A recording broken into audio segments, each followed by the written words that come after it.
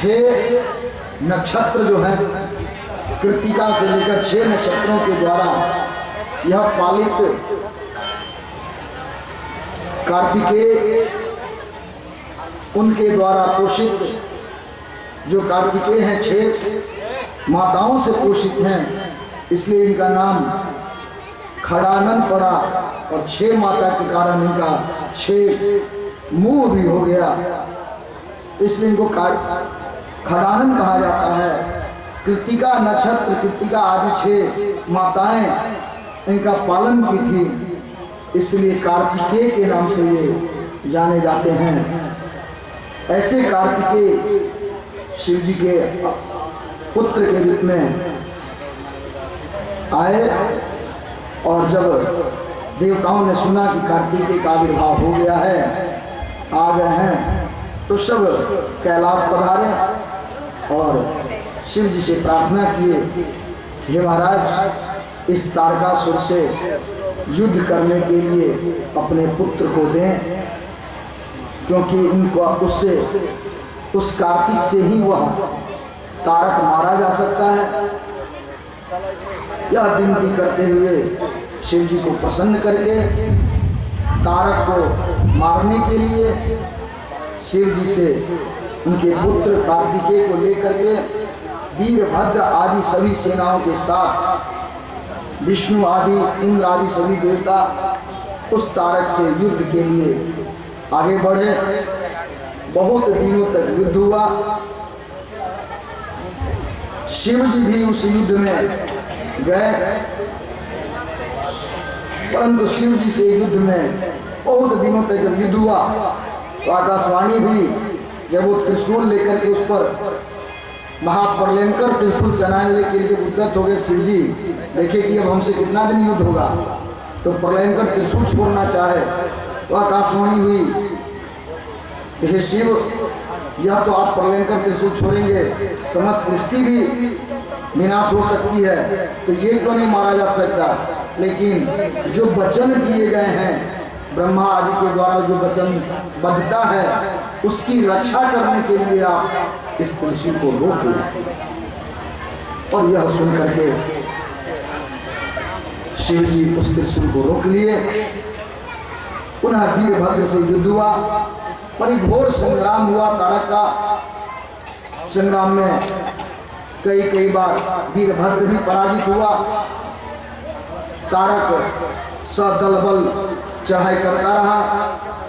जब सब थक गए तो ब्रह्मा जी के द्वारा कार्तिकेय को स्तवन करते हुए उन्होंने कहा, हे कुमार, हे स्कंधे, हे कार्तिकेय, यह तारक आपसे ही पराजित हो सकता है, मारा जा सकता है, यह किसी से भी अवध्य है। पुनः कार्तिकेय के द्वारा उस तारकासुर का वध किया गया, मारा गया, और सभी देवी देवता उससे प्रसन्न हुए। देवताओं पर पुनः इंद्र आदि का स्वर्ग पर राज्य सत्ता कायम हुई, और अपने पुत्रों के साथ शिव जी कैलाश पधारे। गणेश की उत्पत्ति की कथा आती है। अब शिव पार्वती की कथा, यहाँ से उनके पारिवारिक, उनका महत्व, किस किस रूप में जन्म हुआ, यहाँ से उनका शुरू होता है। अभी तक कथा का जो शिव जी का महत्व था, अब उनके पूरे परिवार का महत्व है। गणेश जी के एक बार मैया पार्वती कार्तिकेय को हो ही गए थे, बड़े भाई हैं ये। सहेलियों ने उनको कह दिया कि देखो पार्वती, जितने गण हैं सब शिव जी के, तुम्हारे तो कोई है नहीं, और सब उन्हीं का बात मानता है। और जब तब तुम्हारे पति घर में घुस जाते हैं, तो तुम्हारा भी कोई अपना अधिकार है, तुम भी कोई अस्तित्व में रखती हो। अब ये सब मिलजुल कर पार्वती जी को सब चढ़ा दिए। घर में आग लगती है कब? जब सखी सहेली को चढ़ा दे तब आग लगा दे। तो ऐसे सभी पत्नियां बड़ी भोली होती है, पति जो कहेंगे सब सुनेगी। लेकिन यदि कोई आकर के कहते हैं ना घर में आग लगा घर के चिराग से, तो घर के लोग ही आकर भड़का देते हैं, और जब भड़क जाता है फिर उस आग को बुझाना बड़ा कठिन हो जाता है। उन्हीं की सहेलियां उनको कहने लगी कि तुम्हारा जो है कोई अपना नहीं है जो जिस पर तुम्हारा अपना व्यक्तिगत नियंत्रण हो, जितने गण हैं सब शिव जी के, और उन्हीं का कहा हुआ उसको सुनता है, तुम्हारा कोई नहीं है। ये सब मन में विषाद था ही। स्नान करने के क्रम में उनके मैल से एक पुत्र का जन्म हो गया। कुमार का सोच करके जन्म दी, जिसको मेरा कहा मानेगा। और जैसे वह कुमार जन्म लिया, उसको उन्होंने अपने गेट पर, दरवाजे पर आदेश दिया कि तुम्हारा जो उत्पत्ति मैंने किया है, तो मैं अपने आदेश में रखने के लिए मैं जो कहूँ सो तुम करो, और किसी की भी बात मत सुनो। अब जो गणेश जी को उन्होंने जन्म दिया था, मातृभक्त गणेश, पिता से उसको कोई परिचय था भी नहीं। वास्तव में पिता का परिचय कौन कराता है? माता ही कराती है। माँ यदि परिचय नहीं कराए पिता से, तो भला किसे पता पिता कौन है? तो माँ तो यहाँ पिता से अलग उसका जन्मे दी थी, परिचय कराने के लिए फुर्सत तो नहीं मिला, और उसे अपने आदेश से नियुक्त कर दी दरवाजे पर, और मैया पार्वती स्नान करने लगी और कह दी कि अभी मैं स्नान कर रही हूँ, तुम किसी को भी इधर आने मत देना। मातृभक्त गणेश जी माता के आदेश को शिरोधार्य किए और गेट पर जम गए। अब उधर से जब कोई गण आए रोक दिए, चलो इधर अभी नो एंट्री का बोर्ड लगा हुआ। गण सब लौट गए, जाकर शिव जी को कहे। शिव जी स्वयं आए तो देखिए कोई नया लड़का यहाँ है।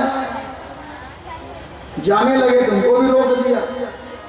तो कहाँ जा रहे हो जी? अरे मेरा घर है, मैं अपने घर में जा रहा हूँ। कहाँ जा रहे हो? चलो यार, उनको आदेश नहीं भीतर जाने का।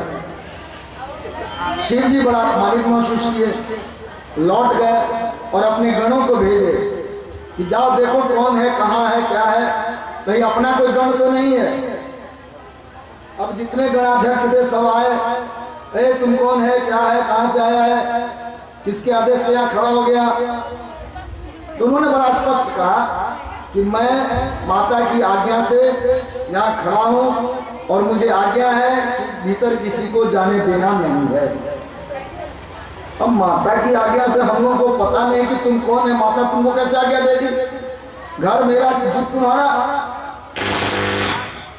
अब उन गणों में युद्ध हुआ तो सबको मार के भगाते गए। खबर पहुंची बाहर शिव जी के पास, शिव जी स्वयं आए। देखिए ये कथा बता रही है इस शक्ति वास्तव में माता में होती है। शक्ति स्वरूपा माताएं होती है। अब शिव जी जब आए तो दोनों में युद्ध हो गया, और युद्ध हो गया तो शिव जी अंत में गुस्सा करके उनका सिर काट दिया। शिव पुराण में यह एक कल्प की कथा आई है। कुछ कथा भिन्न भी दूसरे कल्पों में मिलती है और दूसरे पुराणों में इससे भिन्न कथा भी आती है, जिसमें ये आती है कि शनि के नजर पड़ने से उनका सिर काटा गया।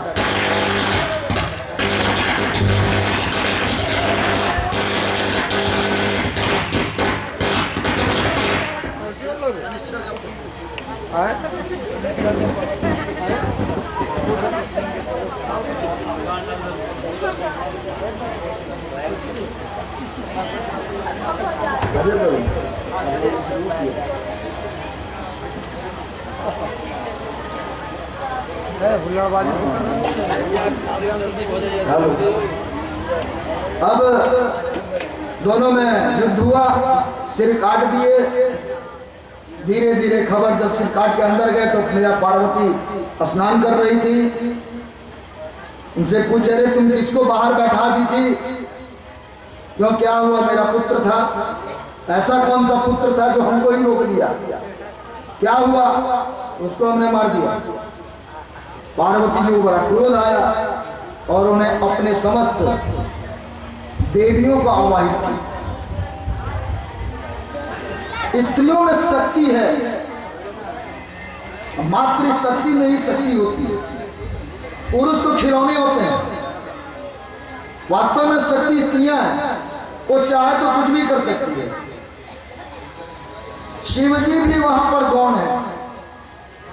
शिव पुराण में भी इस कथा के माध्यम से स्पष्ट किया गया, जो प्रकृति ही मैया पार्वती ही उन पर भारी पड़ी।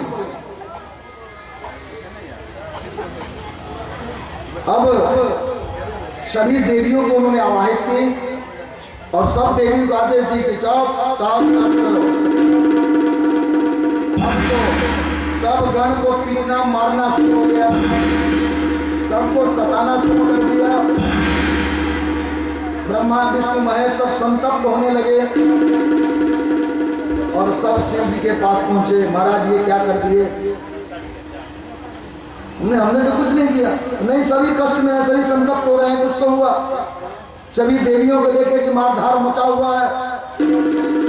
शिव जी ने कहा कि अभी ऐसी घटना हुई है, तो मैया पार्वती ही इसको बचा सकती है। सब पार्वती की स्तुति के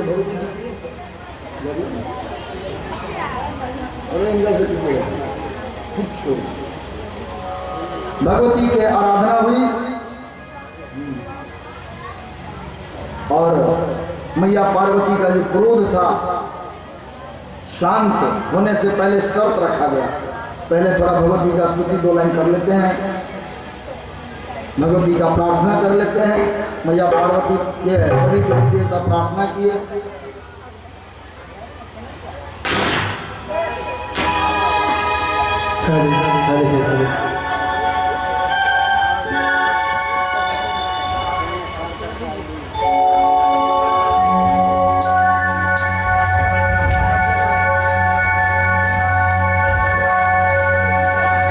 बोल अम्बे मैया की।